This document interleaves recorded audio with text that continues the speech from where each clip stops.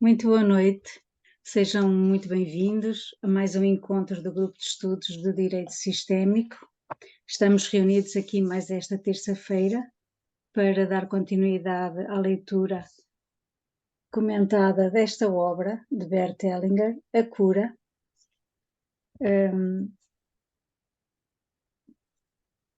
De repente lembrei-me que hoje é um dia muito especial e há 4 anos atrás estava-me a preparar para ir para a Alemanha e fui na mesma para o Hellinger Camp. Só tenho palavras de gratidão para com tudo aquilo que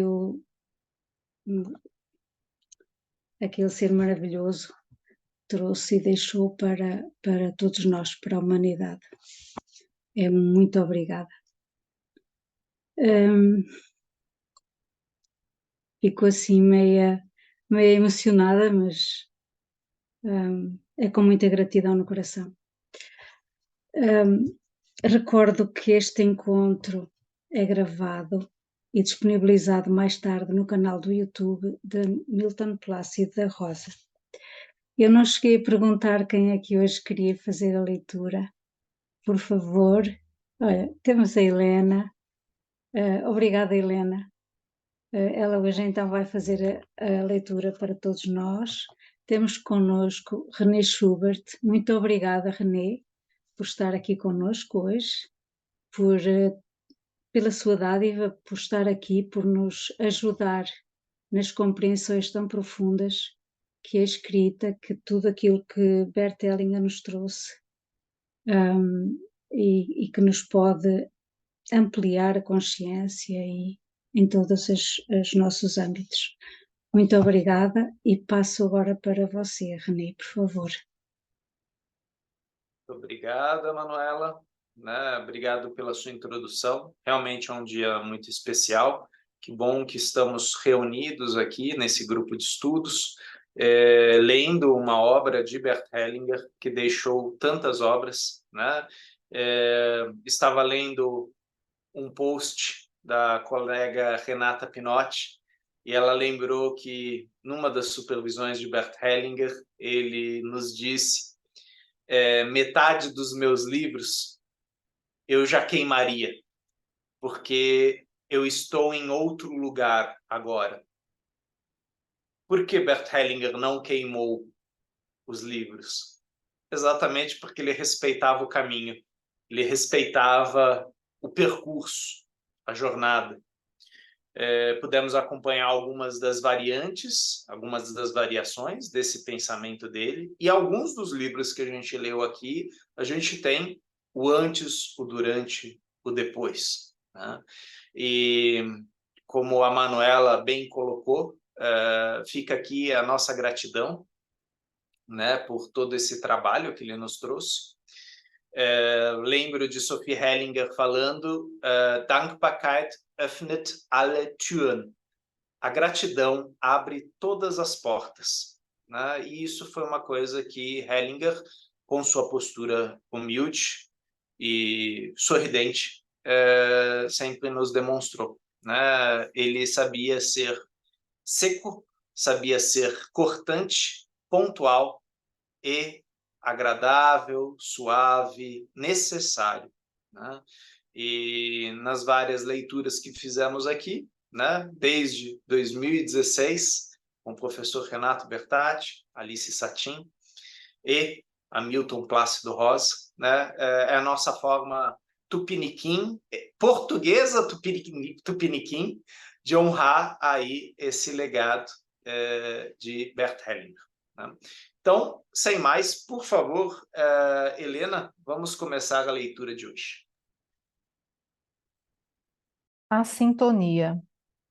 No âmbito dessa meditação, perguntamo-nos: somos capazes de ajudar alguém? Estamos autorizados a ajudar alguém? Isso nos é permitido quando estamos em sintonia com esse movimento criativo, quando estamos internamente em sintonia com esses movimentos. Muitas vezes, eles atuam através de nós, sem que façamos nada. Eles irradiam através de nós. Meditação, o movimento curativo. A doença é o sinal de que existe algo que aguarda para ser colocado em ordem. É sempre o amor que coloca algo em ordem. Principalmente, o amor a um excluído, que não tem lugar. Este amor quer sempre mais. Também a doença quer sempre mais. O movimento em direção a mais é um movimento em direção à saúde. Agora, sentimos o nosso corpo e olhamos para uma doença ou uma dor. Vamos com a nossa doença e a nossa dor em direção ao movimento, em busca de mais, não importa qual for a direção. Digo ainda algo mais sobre a saúde. A saúde é um movimento do espírito e um movimento do amor. A alimentação. Existe um ditado que diz: você é aquilo que come. Com aquilo que comemos, entramos numa sintonia íntima com a vida que torna possível a nossa vida. Ao mesmo tempo, entramos em sintonia com aquilo que reduz a nossa vida. Por exemplo, quando outras forças perturbam essa sintonia íntima ou a distorce em seu oposto, pelo fato de outros interesses possuírem precedência sobre nossa saúde. Muitas vezes, isso ocorre por ignorância, até mesmo por parte daqueles que nos aconselham sobre a nossa alimentação, e ao fazê-lo, voltam-se para estudos que levam em consideração apenas um fator, negligenciando os demais. Felizmente, foi publicado recentemente o mais abrangente estudo sobre esse tema.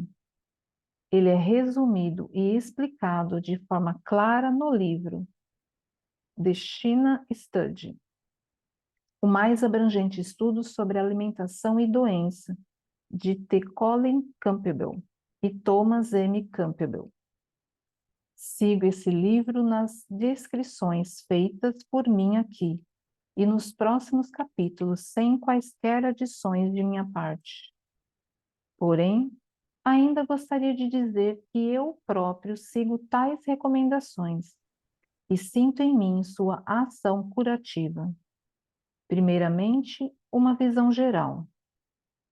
Existem diversas doenças associadas diretamente aos desvios em relação a essa forma de alimentação.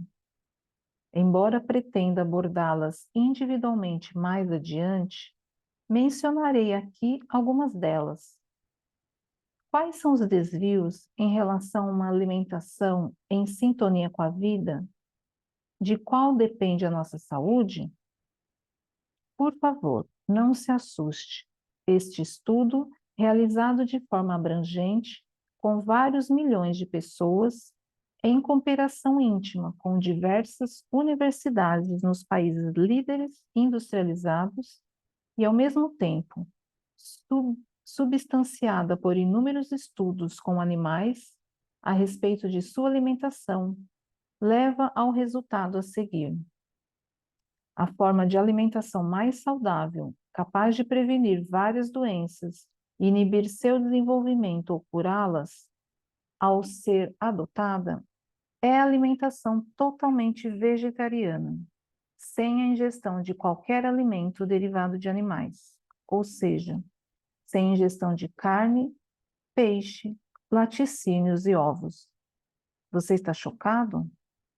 Agora está achando que eu sou um daqueles fanáticos que pensam ser melhores que os outros ou preferem a abdicação de uma vida vivida de forma plena.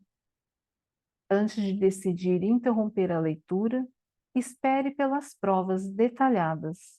Então você saberá ao que se expõe realmente com a sua alimentação, de uma forma ou de outra. Só um instantinho, Helena. Tá. Assim como a gente tem esse ditado que o Hellinger fala, né? Você é aquilo que você come.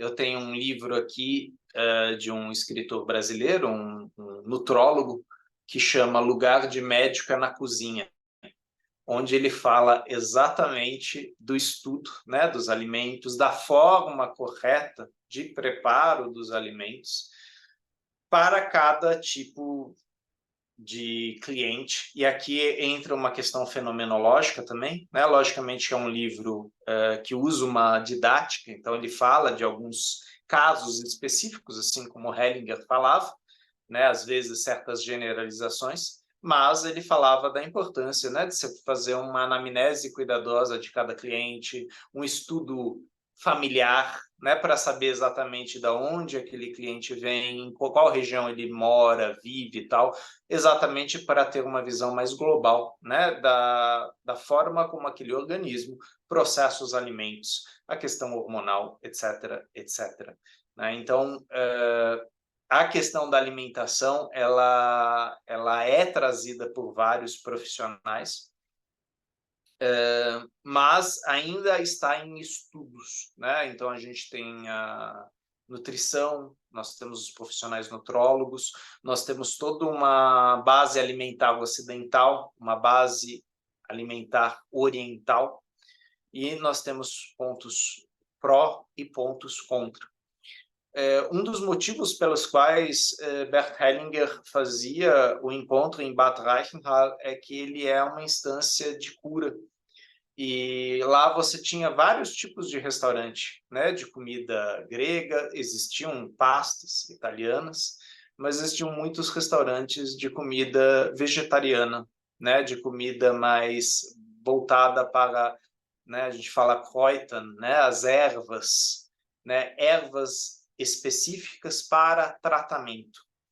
E bem antigamente, né, e eu vou lembrar aqui da época de Friedrich Nietzsche ou de Schopenhauer, né, nós não tínhamos um psicólogo, nós não tínhamos o psiquiatra.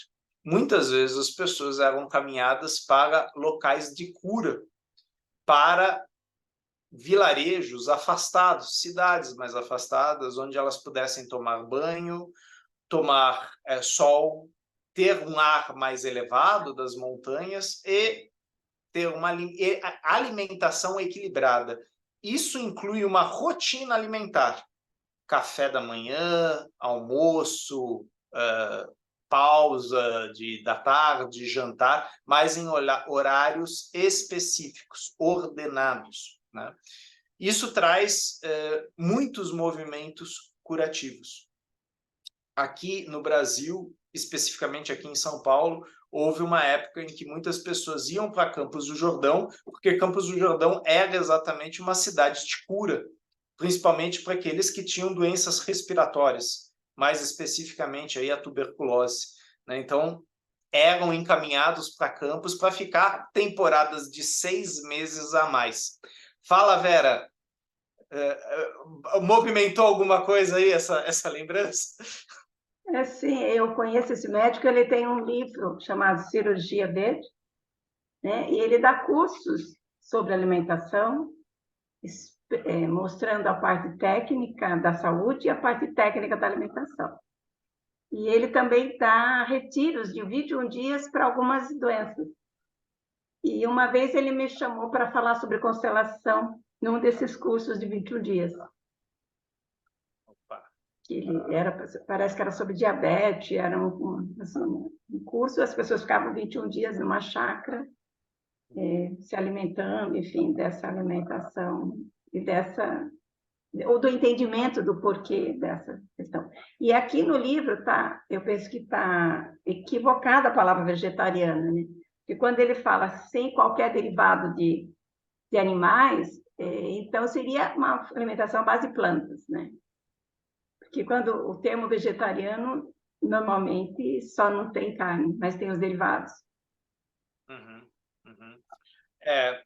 Aí a gente tem, isso inclusive eu percebi lá em Bad Reichenhall, a colega Renata Pinotti, ela é vegana, ela numa época foi vegana, depois vegetariana, e assim, na Alemanha se fala muito do vegetarianismo, né? Não tanto do veganismo, eu não sei como está hoje, né? Então, talvez seja uma referência específica ao vegetarianismo praticado lá, né?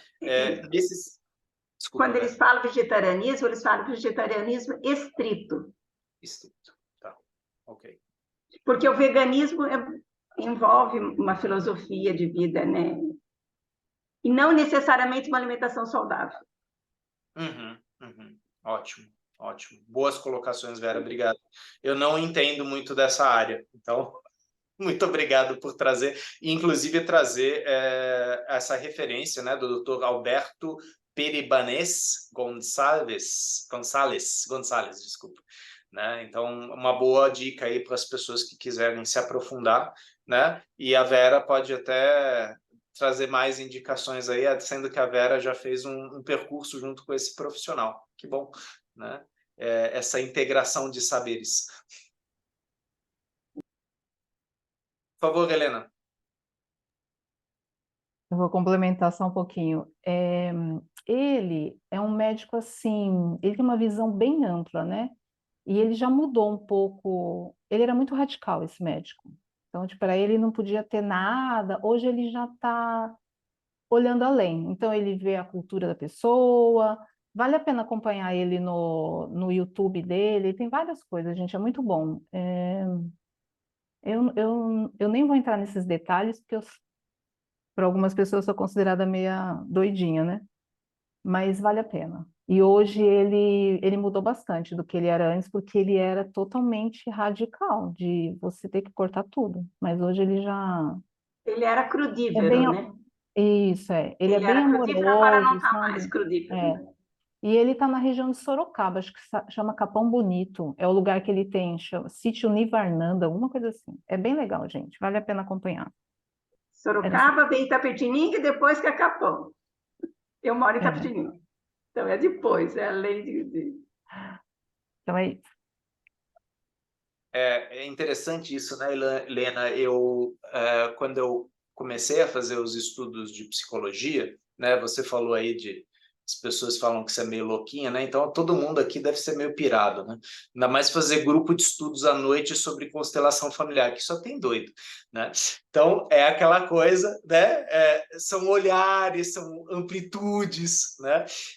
Mas quando eu comecei a fazer psicologia, meus pais sempre foram estudiosos, né, das terapias holísticas, dos caminhos espiritualistas, e eu me afastei bastante disso, porque como uma ciência eu precisei focar na psicologia. E minha mãe falou, ela falou, olha, teve um tempo aí que você ficou bem rígido, bem duro. Isso foi necessário para essa praxis, ou esse saber, fazer sentido para mim. Depois eu fui para a psicanálise, né? E aí, um lado mais analítico, né? E aí eu fui flexibilizando até estudar a psicologia transpessoal, né? E sim, análise transacional, psicoterapia junguiana, né? Aí foi abrindo novamente. A única coisa que nunca mudou nesse período todo, né, da psicologia, né, desde os meus 7 anos, eu sigo a linha homeopática.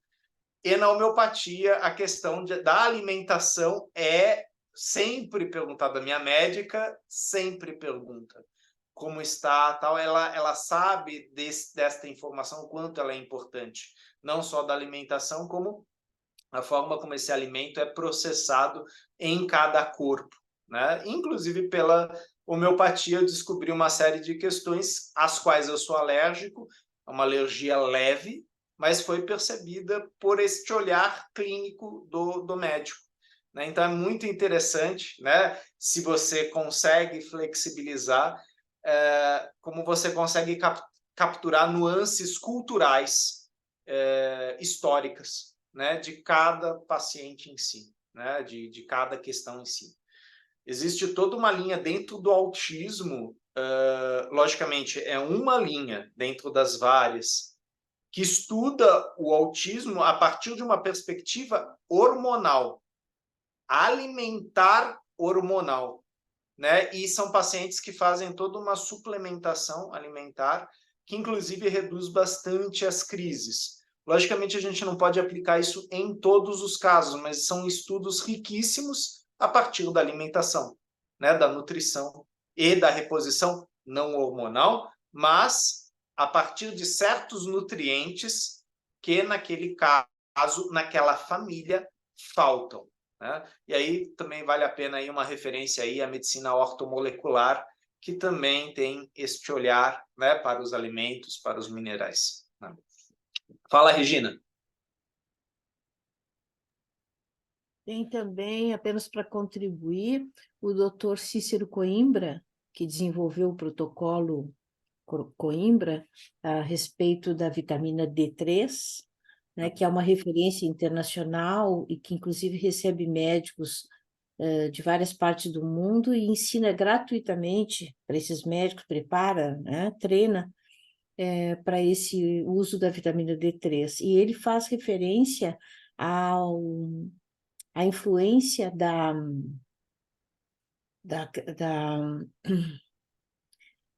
como é que foi acrescida na farinha de trigo. Agora comecei a falar, esqueci o nome Ácido fólico? o ácido fólico, né? E ele atribui que o nosso organismo não estaria preparado para processar o ácido fólico na forma como ele foi acrescido na farinha de trigo, e isso seria essa seria uma das origens do autismo, né? Contribuiria para o autismo na gestação, afinal de contas. Era só para contribuir com essa influência alimentar também. Não, é importante você trazer essa questão do protocolo Coimbra. A gente tem um colega no nosso campo, né, que é o Dr. Felipe Torofino, que ele tem o conhecimento aí das constelações familiares, e ele traz também o protocolo Coimbra para o campo, né, fazendo um casamento entre esses dois saberes, esses dois olhares. E também é outra pessoa interessante para a gente acompanhar nas lives e tal, porque ele fala como médico, mas ele tem todo um olhar integralista, todo um olhar que integra outros saberes, né, para contribuir para a saúde geral das pessoas, né, que é a visão que o Hellinger traz aqui, ela é ampla. E para vocês que puderam, né, participar do Training Camp na Alemanha, era muito interessante, né? A gente tinha um físico quântico, aí tinha uma nutricionista, aí de repente tinha uma pessoa que falava de vidas passadas, quer dizer, eram várias pessoas diferentes trazendo olhares, trazendo possibilidades a partir do campo, né? Porque o Training Camp era exatamente para ampliação de consciência, né? Não era para você chegar lá como se fosse uma cartilha. Ah, não, então agora é assim. Não, não, eram questões. E quando Dieter Broes, né, físico quântico, esteve lá em Bad Reichenhall, ele trouxe toda uma visão, né, da física quântica, mas isso não faz da constelação familiar algo quântico. Mas ele falou das formas como ele lia Hellinger. E quando a gente tem Rüdiger Rogol, né, trazendo análise transacional, ele fala como ele, como psiquiatra e psicoterapeuta de análise transacional, via as constelações, os contos de fada, a mitologia. Né? Então, você vai vendo essas ligações que existem.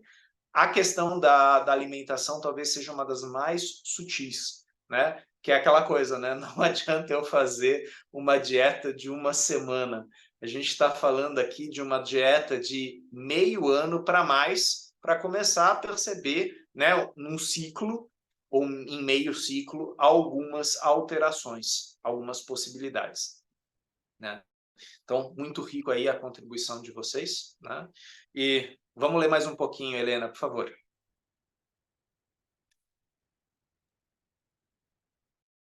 A alimentação e o câncer. Primeiro, direi algo sobre o experimento realizado com ratos. O tempo de vida de um rato é geralmente de 2 anos. 2 grupos de ratos receberam a mesma dose de aflatoxina, uma toxina de fungo que causa câncer de fígado. O primeiro grupo foi sujeito a uma dieta rica em proteínas, principalmente derivadas de leite de vaca, com uma parcela de 20%, A parcela ingerida normalmente por uma pessoa é de 10 a 20%.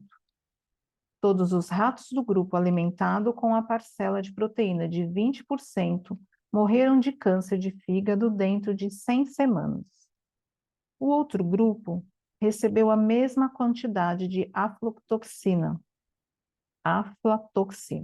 sendo sujeito a uma dieta com uma parcela de proteína de apenas 5%, composta apenas de proteína vegetal. Apesar de terem sido expostos à mesma dose de aflatoxina, todos os animais permaneceram vivos, ativos e vigorosos após as 100 semanas, apresentando um pelo brilhante e sedoso. Diversos pesquisadores acreditaram por muito tempo que animais sujeitos a uma dieta tão pobre em proteínas não poderiam permanecer saudáveis.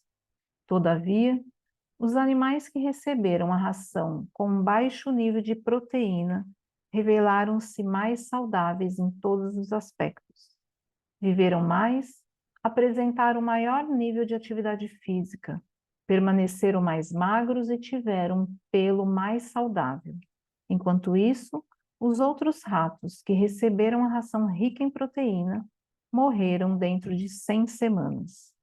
Além disso, os ratos que ingeriram menos proteína não só consumiram, como também queimaram mais calorias.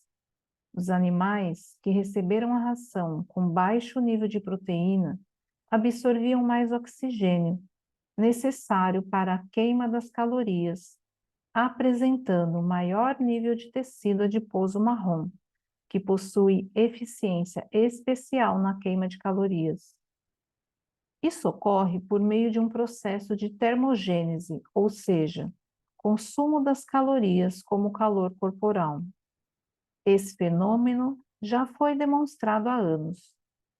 Uma alimentação com baixo nível de proteínas eleva a queima de calorias, fazendo com que restem menos calorias para serem acumulados como massa corporal e talvez para serem utilizados no crescimento de células de tumor. Para medir o nível de atividade física de cada grupo de ratos, comparamos a quantidade de tempo gasta voluntariamente por eles correndo na roda. O monitor registrou o número de voltas da roda. Os animais alimentados com baixo nível de proteína realizaram uma quantidade 2 vezes maior de movimentos em um período de 2 semanas. A observação parece confirmar a forma como uma pessoa se sente após uma refeição rica em proteínas: preguiçoso e sonolento. A dimensão.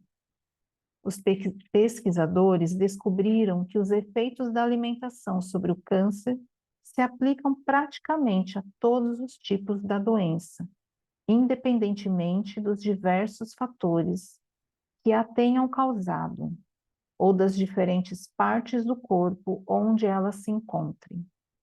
Qual é, então, a melhor maneira de prevenir o câncer?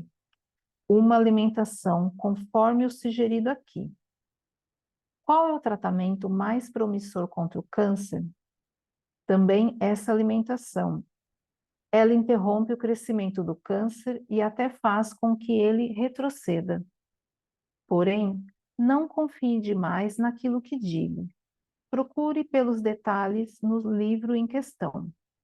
Para mim, são literalmente espantosos. Gente, eu gostaria, só um instantinho, Helena, eu gostaria de sublinhar em várias vezes com vocês esse trecho que o Hellinger fala. Porém, não confie demais naquilo que digo. Procure pelos detalhes no livro em questão. Para mim, são literalmente espantosos.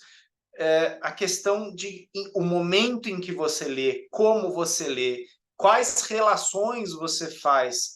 O Hellinger várias vezes dizia isso. Eu, nesse momento, aponto isso nessa constelação, com esta pessoa, com este fato, a partir deste livro. Isso podia mudar depois de um tempo. Então, ele falava para os clientes, não confie demais no que eu digo. verifique por si mesmo, né? Então, não era para você sair da constelação falando, olha, o Hellinger falou, está falado. Não era isso. Qual é a sua responsabilidade a partir do que foi visto, do que foi sentido, do que foi verificado no campo? E muitas vezes o Hellinger verificava com o representante. É isso. Todo mundo estava vendo. Mas ele falava, é isso. Ele verificava, ele comprovava, né? Junto, naquele contexto, naquela constelação. Eu lembro que o Peter Spelter, às vezes, fazia isso. Ele chegava para o representante e ele falava, provavelmente, teu movimento é para cá. E o representante confirmava. Ele falava, então eu vou deixar aqui, né? Porque nós já vimos, né? Aonde isto aqui vai dar, né? E era uma coisa que quem estava lá observando realmente tinha uma reflexão parecida. Mas isso muitas vezes era confirmado com o representante. Você percebeu isso? Você sentiu esse movimento? Fala, Vera. Me chama a atenção aqui que ele repete várias vezes que uma dieta sem proteína. Eu imagino que se referia à proteína animal. Sim, sim, sim. Porque uma dieta sem proteína, né, provavelmente não vai trazer saúde. Eu imagino de tudo que eu sei. Sim. Mas, às vezes, as pessoas só entendem proteína como proteína animal. Uhum. E isso pode dar bastante confusão. Então, eu Pode ter a acho ver que com eles... tradução. Desculpa, Regina. E desculpa que eu me intrometi, mas é talvez pela tradução, né? Porque eu também tive essa dúvida, viu, Vera? Ele se refere à proteína como se fosse a proteína animal, mas não existe só a proteína animal, né? A tradução talvez tenha feito essa generalização, Renê, talvez, não sei. Pode ser, pode ser. Pode ser. Em alemão a gente fala proteína, né? E é uma especificidade. A Vera está trazendo uma informação que é importante. Realmente, a gente sabe que isso faz uma grande diferença, principalmente para nutrólogos, nutricionistas, mas que muitas vezes no saber comum, né? Proteína é a vaquinha, né? Já fecha isso e não pensa em nozes, não pensa em outros tipos, né, de proteína. Então, muito importante isso que a Vera está trazendo. Sim, provavelmente aqui é importante a gente fazer uma anotação no livro. Olha, existem aqui outros tipos de proteína, vamos estudar um pouco mais, né? Isso é uma lição de casa também para mim, tá, Vera? É um assunto que eu também preciso aprofundar mais. Importante você ter ressaltado isso, porque talvez o Hellinger colocou pensando numa coisa, mas faltou essa especificidade. Que no caso, por exemplo, dos livros do Freud, a gente tinha aquelas várias notas de rodapé que ele fazia. Olha, aqui eu disse isso, mas faltou isso aqui, que ele ia relendo e ele ia complementando a obra, né? O que era complicado na obra do Freud, quer dizer, complicado não, era interessantíssimo. Era você ler uma coisa que ele escreveu e você fala, nossa, que coisa fantástica. Aí você lia na nota de rodapé, ele falou, isso eu escrevi em 1905. Hoje, em 1920, eu não considero isso uma verdade. E aí, ele fazia uma tremenda nota de rodapé, desdizendo tudo aquilo que você tinha lido. Então, era uma provocação, realmente, a aquela coisa de eu tentar pegar o saber e falar, agora eu tenho. Né? Que nem esse lápis, agora eu tenho. Ele é meu. Eu possuo o lápis. E não, isso é uma ilusão. Né? Então, sim, vamos ver a proteína aqui de várias formas. Porque aí, se a pessoa lê isto aqui, resolve tirar a carne e derivados e não se preocupa em pensar nas proteínas vegetais, provavelmente vai ficar doente, né? Então, eu penso que isso é sério. Eu sei porque, como eu me interesso muito pelo assunto, porque eu não como há mais de 20 anos proteína vegetal, então é uma coisa que eu estudo muito com pessoas, né, que são expertos no assunto, né? Então, por isso que me chamou bastante atenção.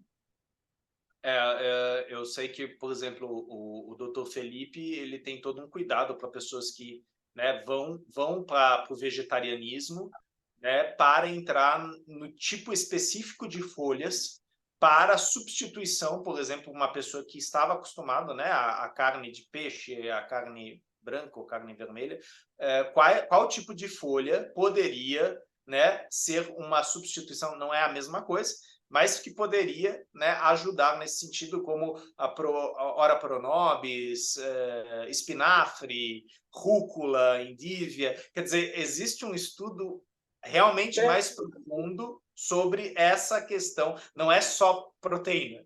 Não, existem... Proteína animal e proteína vegetal, né? Aí entre os grãos, enfim, é um universo.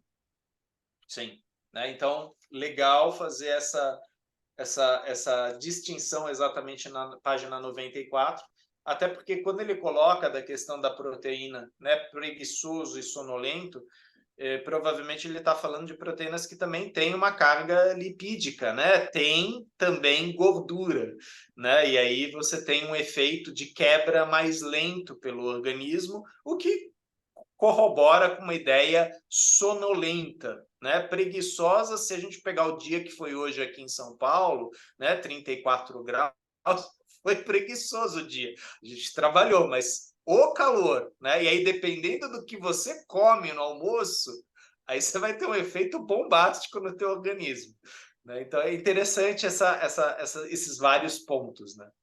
Obrigado, Vera. Fala, Helena. Gente, desculpa, esse assunto também eu adoro. Não, é aqui no livro, aqui, ó, ele colocou lá na página 93, lá em cima ele fala que é sem ingestão de carne, peixe, derivados animais, né? Então ele já cita, é que eu acho que a tradução da proteína deve ser algo que realmente no alemão é proteína. Isso lá no início ele fala. E depois lá embaixo, na mesma página, ele fala que, lá no final, que 5%, né, que foi composta apenas de proteína vegetal. Então, no restante do livro ele fala só proteína, mas aqui ele citou que os ratinhos que ficaram saudáveis, eles consumiram proteína vegetal. E, como ele disse lá, não acredita em mim, gente. Nutricionista, tem que ir atrás de um médico que é especialista nisso, né? Tem os livros, é legal. O do Dr. Alberto, ele é bem didático. Então, para quem se interessa e às vezes não consegue pagar uma consulta, vale a pena, entendeu? Pelo livro você já consegue melhorar bastante. E experimentar. Tanto que a gente tem, né? A gente tem algumas colegas que estão se especializando aí na questão de acompanhamento nutricional e esse olhar, né, das ordens do amor, né? Essa postura que inclui as ordens do amor de Bert Hellinger. E recentemente eu tive uma colega minha que me perguntou do curso que a doutora Úrsula Frank Bryson dava, Comendo com Seus Ancestrais, que era um curso voltado para a questão nutricional, né? E uma das dinâmicas que foi feita no curso, ela levava melão, melancia. A doutora Úrsula, ela come bastante folhas e frutas, né? Ela não come nada animal.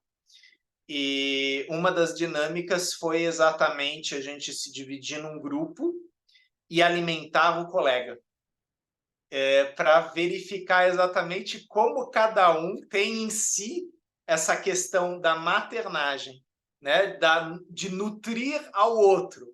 Quer dizer, tinha gente que era meio, tipo, incisivo, outros eram cuidadosos, talvez até demais, meio que infantilizava o colega. Quer dizer, qual que é teu comportamento quando você nutre o outro?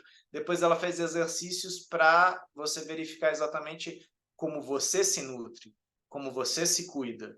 E as referências, logicamente, à figura materna, principalmente a figura materna, né, de onde a gente recebe a nutrição inicial, figura paterna, avós, tios e etc. Né? Então, é um conhecimento que existe, mas, assim, falta muito para a gente complementar, né? Isso foi deixado para nós, né, alunos, trazermos esse conhecimento, estudarmos, nos aprofundarmos.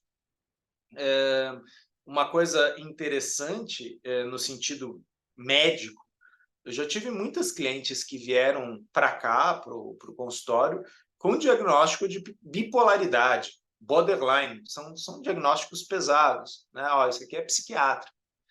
E uma colega minha, que é psiquiatra, mas ela tem muito estudo, ela não é rápida para medicar, ela realmente faz um estudo antes, inclusive nutricional. Muitas vezes ela entrava com regulador de humor, ou seja, às vezes até com uma pílula, e todo aquele quadro louco diminuía. E ela falava, é uma questão hormonal, é uma questão, às vezes, de suplementação, é uma questão de se verificar qual que foram as bases, o histórico, a alimentar dessa família. E era isso que a doutora Ursula Frank também fazia na anamnese. Né? Ela estudava nos casos, né, de distúrbios alimentares, né, obesidade, bulimia, anorexia. Ela estudava transgeracionalmente como que era a relação daquelas pessoas com a nutrição. E aí ela fazia uma conexão da nutrição com o amor. Como eu tomo o amor, como eu dou o amor. E aí, depois desse tomar e dar, como eu recebo, né? Como eu levo adiante. Né? Então, receber vem depois que eu tenho claro o que eu tomo e como eu tomo. Né? E a gente tem as mais diferentes histórias, né? De pessoas que não puderam mamar no peito, do movimento primário interrompido em relação à mãe, por causa de doença, por causa de afastamento, e como isso posteriormente vai afetar aí, a questão nutricional futura da pessoa, até relacional, como ela se relaciona com os alimentos. Né? Regina, eu acho que você falou do doutor Felipe Trofino, né? Ele não é psiquiatra, tá? Ele é... Não? Não, Pode você falar. falou agora há pouco de uma colega psiquiatra que cuida dessa parte da suplementação em casos de diagnóstico borderline. Sim, sim. A doutora Thaís Arononi, eu depois te passo o contato dela. Ela trabalha principalmente com crianças e adolescentes, né? Então ela tem um olhar aí para essa coisa da nutrição inicial, que é para onde o nosso olhar vai, que é para onde o Hellinger também está caminhando aqui. Né? Depois eu te passo isso, tá, Regina?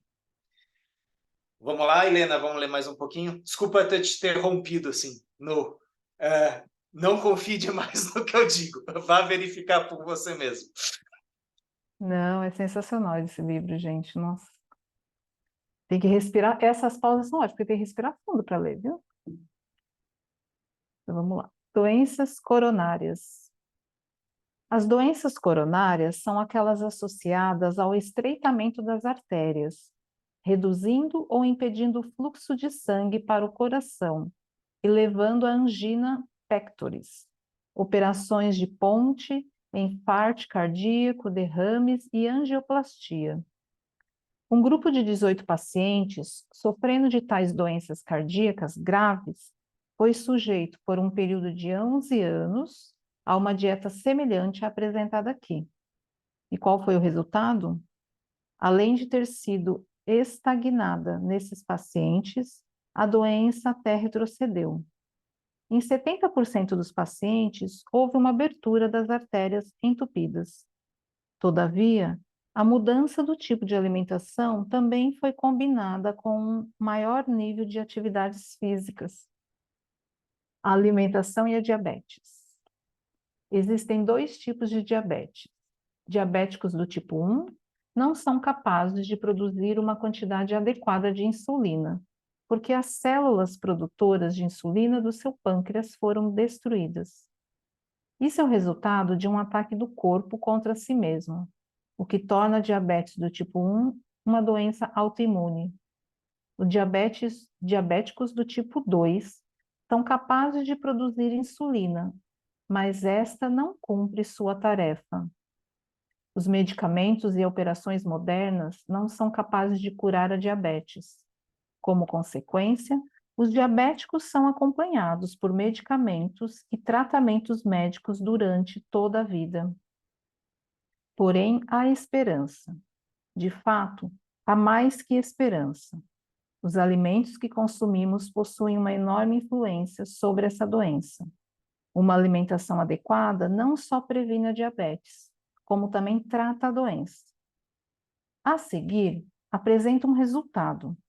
Após mudar para uma dieta completamente vegetariana, os diabéticos do tipo 1 puderam, após apenas 3 semanas, reduzir sua dose de insulina em 40%.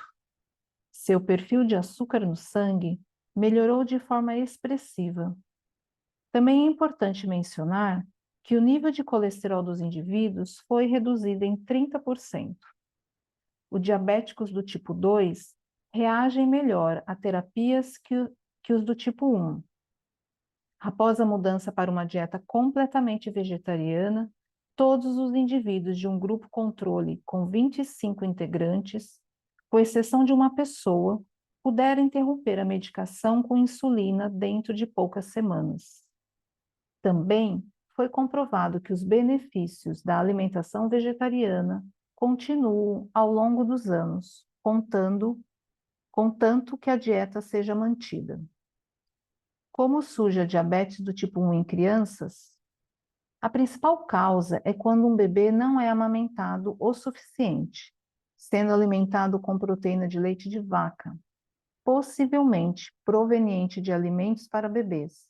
Conclusão: o leite de vaca é capaz de causar uma das doenças mais fatais dentre as que podem ser contraídas por uma criança. Sendo assim, aconselho pais com filhos pequenos a se informarem imediatamente através do livro mencionado acima. Mesmo crianças diabéticas podem, através da mudança na alimentação, passar a precisar de menos insulina. Antes de passar para o item, eu posso comentar uma coisa? Já que é diabetes, eles já falam da diabetes tipo 3, que o Alzheimer eles já estão tendo estudos que o Alzheimer é o novo diabetes tipo 3, gente. Então, Fala um pouco sobre isso, Helena. olha, eu só sou curiosa, né? Eu fico acompanhando.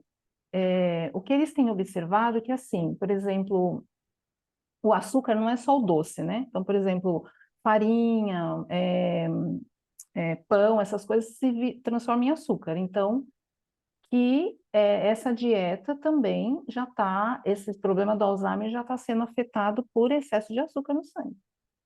É que a medicina, né, esse pessoal que tem feito esses estudos é os fora da casinha, então tem muito médico que vai falar que não... Depois, eu vou procurar quais são os médicos e aí eu compartilho. Eu não consigo, acho que, pôr lá no grupo, Renê, aí qualquer coisa eu passo para você, colocar lá no Facebook. Tá. Mas vale a pena a gente pesquisar. Aí, como entrou nesse assunto, aí, por isso que eu achei interessante. Eu também já ouvi vários médicos falando sobre isso, Alzheimer como diabetes tipo 3. E eu conheço uma pessoa, né, que está com esse... Ainda não foi detectado, mas a dieta dela é muito carboidrato. E, na verdade, o diabetes é excesso de carboidrato, né? E ela ainda não foi detectado Alzheimer, mas, assim, é puro carboidrato.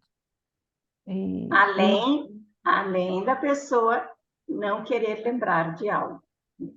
Também é um ponto forte. Eu assim, eu não sei, eu não li esse livro, né, todo, eu não sei o porquê do Hellinger abordou tudo isso, mas o que eu imagino, assim, muitas pessoas eles vão lá assim, eu quero ir no médico para resolver esse problema, ou que nem a constelação, né, eu tô com um problema de saúde, eu vou na constelação, vai ser um milagre, e não é só, né, a gente vê aí, é um todo, né, é alimentação, é atividade física, é a parte emocional, porque o emocional, até que você comentou, ele afeta muito, né? Mesmo a gente que tem, por exemplo, eu tenho uma alimentação equilibrada. Quando o meu emocional, eu me percebo, quando eu tô com o emocional atacado, vixe, ladeira abaixo, né? Então, é um todo, gente. A gente é um ser holístico mesmo, né? Sim. O que a Vera acabou de falar é interessante, né? Eu tenho um paciente que ele parou de fumar, tabagista, há mais de 10 anos, e aí a gente foi trabalhando as substituições, né? E no caso dele, tá? Especificamente dele, ele deixou de ser uma pessoa que exclusivamente só comia peixe e vegetais, e começou a comer proteína animal, carne vermelha, que para ele foi uma transição de parar de fumar e ficar sem o cigarro. Para ele, isso funcionou.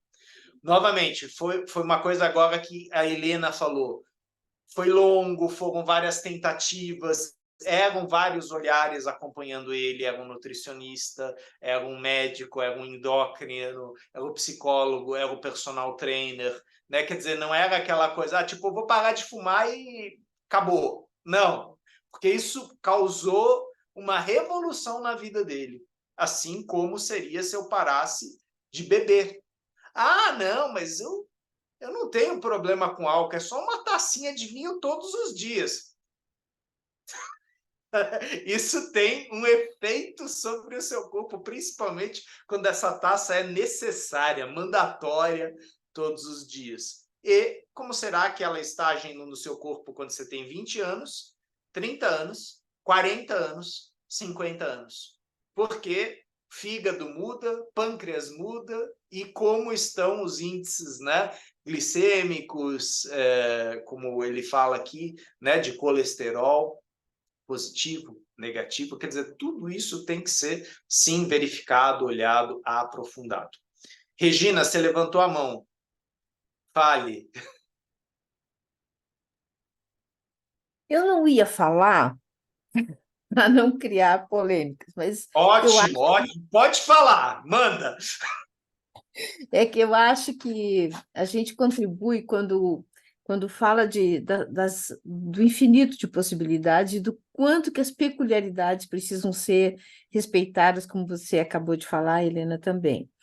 Existe um pesquisador chamado Dr. Uronal Zancan, no Rio Grande do Sul, que trabalha justamente a importância da carne para um processo que não é só de rejuvenescimento, mas ele está numa linha em que ele pretende chegar no resgate da juventude. Vai lá nos mitocôndrias, no período de vida em que aquele rabinho lá do mitocôndrias vai diminuindo conforme a idade, ele faz um trabalho tão profundo que ele diz que é possível se conseguir regenerar e aquele rabinho do mitocôndria ir aumentando, de modo que acontece não só uma parada no envelhecimento, acontece um rejuvenescimento. Então, eu quero dizer com isso, é uma pessoa que eu confio muito, acompanho também, que eu acho que realmente é preciso que o olhar seja bem individual. É a primeira coisa que eu quero dizer. A segunda é que o Laí Ribeiro, num post recente, o Dr. Laí Ribeiro, ele fez uma menção a essa questão do açúcar que me chocou bastante. Ele diz o seguinte: quem toma aspartame e fica usando lá os adoçantes, faz o seguinte movimento. O cérebro, quando recebe o sabor do açúcar, portanto, não é o açúcar, mas o sabor doce, quero dizer, ele vai dar o comando para a produção da insulina, independente de ser açúcar de verdade ou não. Então, quem usa adoçante para não consumir açúcar, mesmo assim envia para o cérebro uma experiência do sabor doce. E o sabor doce, então, geraria o comando para a produção de insulina, que não vai ser necessária, porque não existe o alimento para ser consumido ali, para a insulina processar. Tá? Bom, daí a gente está falando que, então, o sabor doce talvez seja um componente importante. Nessa relação das emoções com os processos orgânicos, a gente sabe que o diabetes tem a ver com aquela sensação de que o que é doce acabou. E, por último, quero fazer uma última observação. O doutor La Ribeiro também fala num quarto tipo de diabetes, gerado pelo excesso de telas do processo virtual. E agora, tá gravando, mas eu vou dizer, chupa essa manga, né? Sim, sim. A gente está fazendo muitas pesquisas nesse sentido, inclusive o quanto as telas, né, pela sua radiação, vão nos roubando, sim, nutrientes, né? Logicamente, eu estou falando a longo prazo, né? Ainda mais aquela pessoa que levanta antes de lavar o rosto, já liga a tela e segue assim o dia até ir dormir à noite, jogar Fazenda Feliz ou alguma coisa. Ou seja, o tempo todo aquela Ausstrahlung, né? Aquela radiação, ela está afetando o rosto, o sistema neurológico. Hoje eu fui para uma exposição aqui no Shopping Paulista, está tendo uma exposição sobre os egípcios, muito bem feita a exposição, não tão bonita quanto a exposição da FAAP há 15 anos atrás, mas no meio da exposição eu vi que tinha uma menina de seus 10 anos com o celular ligado, assistindo um desenho. E durante a exposição inteira ela ia acompanhando os pais, olhando o desenho. Quer dizer, ela não viu nada da exposição. O pai e a mãe viram, ela estava grudada na tela. Né? Olha que legal, né? A gente levando a filha, o filho, para o museu. Tá. Ela estava em outro universo. Ela estava em outro mundo. Né? Fernanda, eu vi que você estava com a mão levantada. Desculpa, eu me estendi. Você gostaria de fazer sua pergunta? A gente só precisa que você abra... Isso, obrigado. Eu peço... Não, eu queria acrescentar, não era uma pergunta, era como a Regina colocar uma provocação, né? Porque questões alimentares sempre me acompanharam. E em 2021 eu tive a oportunidade de fazer um acompanhamento com um médico que ele estuda com o Dr. Laí Ribeiro. E isso desconstruiu a minha forma de me alimentar. Então, eu retirei os carboidratos e fiz uma dieta muito próxima do que chama-se de low carb, que é muita proteína e muitos vegetais, de baixo índice glicêmico. E eu tive uma melhora muito grande na minha saúde. Né? Então, eu estava ouvindo a leitura e me questionando, né? Porque existe a questão individual, né? E eu já tentei ser vegetariana, priorizava a alimentação vegetariana e o meu corpo não respondia adequadamente, né? Não respondia. Inclusive, ele também, por estudar com o Dr. Laí Ribeiro, ele fala dessa questão do diabetes tipo 3, que é quando o açúcar, pelo menos os estudos preliminares, quando mostram uma inflamação no cérebro, causada pelo excesso de açúcar no sangue, como se o cérebro fosse inflamando, mas tudo ainda é preliminar. E aí eu queria trazer essa contribuição, porque é realmente muito individual. Não dá para entrar num modismo e seguir, é mesmo escutar o seu corpo, porque para mim o estalo foi fazendo uma formação em pedagogia sistêmica com a professora Ellen Vieira da Fonseca. Numa determinada aula com ela, eu caiu uma ficha de como se eu negasse a alimentação dos meus ancestrais. Ao querer comer, ser vegetariana, para como se eu me sentisse melhor do que eles, melhor do que quem precisava da carne. E aí, quando eu fui olhando esse movimento interno que surgiu, foram chegando essas informações. Eu conheci esse médico, fiz o acompanhamento com ele por quase um ano, e foi surpreendente a mudança que eu tive na minha saúde, que eu consigo manter até hoje, já 2 anos depois. Né? Então, achei muito interessante essa questão da gente olhar individualmente, né? E de perceber as conexões que podem estar por trás de cada movimento. Aí eu queria contribuir dessa forma. Obrigado, Fernanda. Enriquece muito o nosso grupo quando uma pessoa traz, né, o seu relato, né, pessoal. E aí, novamente, a gente tenta aqui, sim, às vezes didaticamente a gente acaba generalizando, mas a gente sabe da importância de se olhar cada caso em sua particularidade, cada sujeito a partir do seu sistema, da sua ancestralidade. Então, o que você traz aqui, que a querida professora Ellen Vieira, né, te apontou, é olhar também para a alimentação dos meus pais, dos meus avós, dos meus bisavós, né, da onde eles vieram, que cultura eles tinham.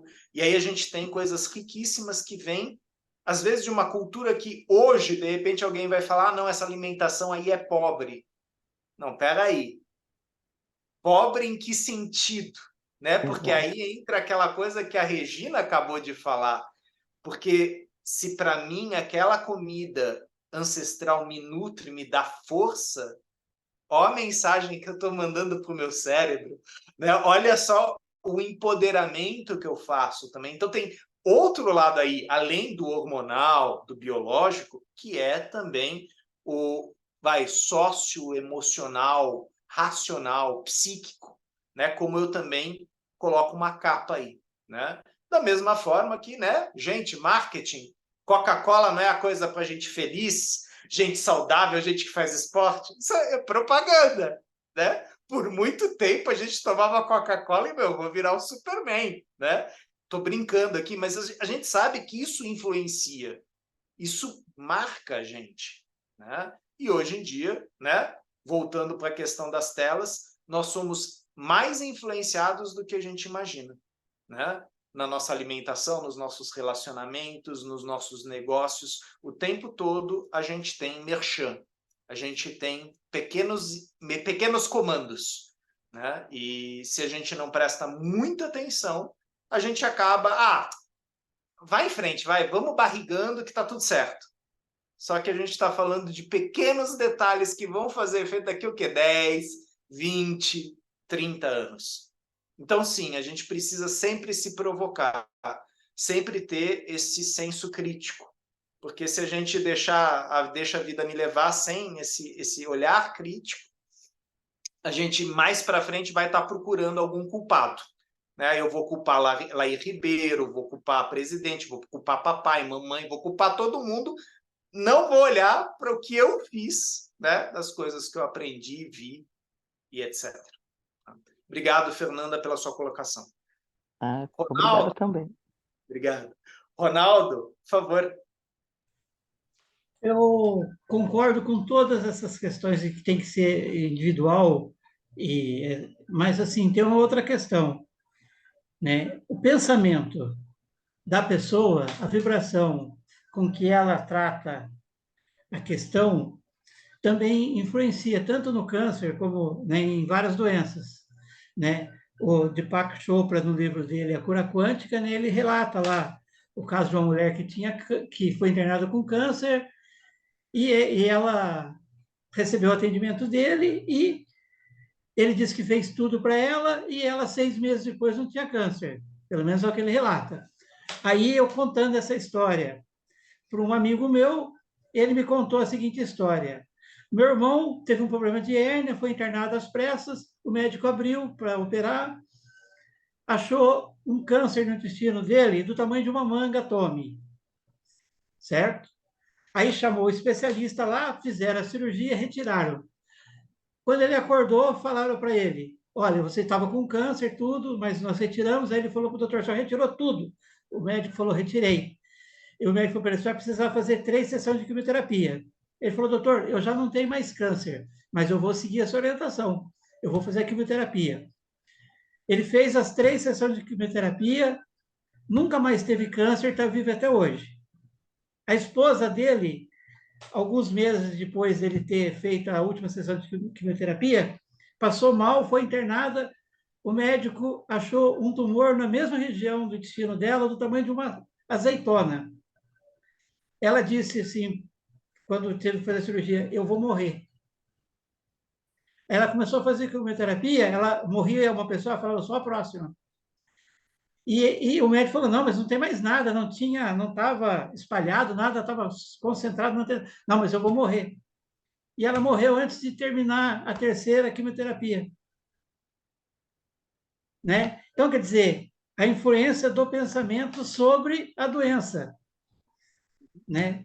Quer dizer, é um outro composto, um outro para que realmente seja pensado de uma forma muito mais global do que, não, só vou comer isso, só vou comer aquilo, vou fazer aquilo. Quer dizer, não é bem assim, é um conjunto, né? Como ele diz lá, houve uma redução do consumo de proteína, mas houve aumento da carga de exercício físico, né? Então, quer dizer, é um conjunto de questões que precisa ser olhada realmente, né, para que as coisas sejam efetivas do ponto de vista.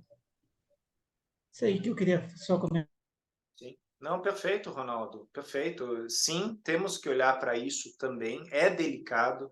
Hoje em dia, na época que eu fiz psicologia, que eu me formei, ainda não existia isso, mas hoje a gente tem a psico-oncologia, né, dentro das unidades de câncer, psicólogos especialistas para lidar com padrões de comportamento, padrões mentais em relação ao tratamento do câncer, tanto para o paciente quanto para seus familiares e codependentes, a alimentação, tal. Muitas áreas se ampliaram. Hoje em dia, os hospitais têm pessoas especializadas em analisar a questão espiritual, né, em estudar a questão espiritual de seus pacientes, para poder trazer também esse referencial, esse recurso para as pessoas.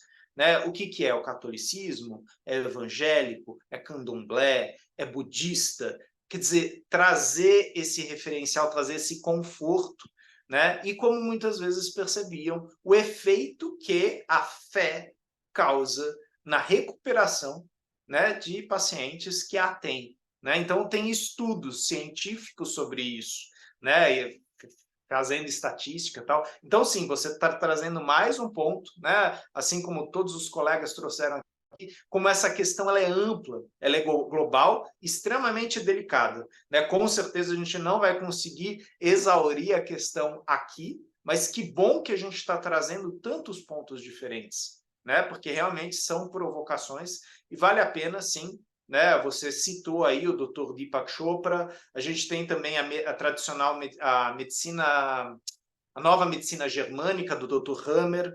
A gente tem o livro Cure a Si Mesmo, de Louise Hay, onde basicamente ela trabalha o padrão mental das pessoas para lidar com doenças ou com situações difíceis, né? Entre outros. Né? Então, esse não é um saber leviano. São pessoas que estudaram, são pessoas que, assim como a colega Fernanda, trouxeram o seu caso e falavam, cara, olha, comigo aconteceu isso. Então, há mais uma variante. Isso aqui fez sentido para mim, isso aqui tem efeito em mim. Teve efeito em outros também. Né? Helena, eu vou pedir para você marcar mais ou menos onde você parou, né? Que a gente vai parar por aqui hoje. E apenas para a gente não estender muito para a Manuela, que já está tarde lá em Portugal, né? Eu gostaria de convidar todos vocês uma rápida reverência aí, né, no dia de hoje, né, 19/9/2023, né, fazem 4 anos aí da passagem, né, de Bert Hellinger, e gostaria que vocês visualizassem, né, Bert Hellinger, Sophie Hellinger, e talvez, depois deles, os professores que vocês tiveram, que marcaram o percurso de vocês. Né? Então, João Garriga, Stefan Hausner, Peter Spelter, Ellen Vieira. Aqui nesse grupo, professor Renato Bertatti, Miman Zafarni, Sam Storch, Oswaldo Santucci, Marcos Castro. Tivemos tantos que passaram por aqui e que nos ajudaram nas reflexões. Então, agradecemos a todos vocês, né? Inclusive a vocês nesse grupo aqui hoje, que contribuíram com suas provocações, seus pensamentos, suas reflexões. E aquele que nós temos aí como um grande professor, Bert Hellinger, que nos provocou e nos provoca com seus livros. E nós vamos manter em nós a chama viva. A chama da provocação, a chama da reflexão, a chama da abertura. Né? Para que esse livro, A Cura, não seja fechado em si, mas possa ser levado para mais pessoas. Né? Para vocês que nos assistem no YouTube também, leve esse agradecimento, né, para Bert Hellinger e para aqueles que são importantes para vocês, inclusive papai e mamãe. Gratidão, gente. Uma boa noite. Semana que vem vocês seguem aí com Marcos Castro e a Manuela. Desculpa, Manuela, passo a palavra para você. Não tem nada que pedir desculpa, René, de jeito nenhum. É sempre um gosto estar aqui e ouvir aquilo que tem para nos transmitir. Muito obrigada a todos, muito obrigada a Helena, Júlia, pela leitura. Obrigada a si, a René, muito obrigada. E até próxima terça-feira, cá nos encontramos outra vez às 20h30. Uma boa semana para todos, muito boa noite. Obrigada. Muito Boa obrigada. noite. Boa Boa noite, noite. obrigada. Boa noite. Boa noite, com licença.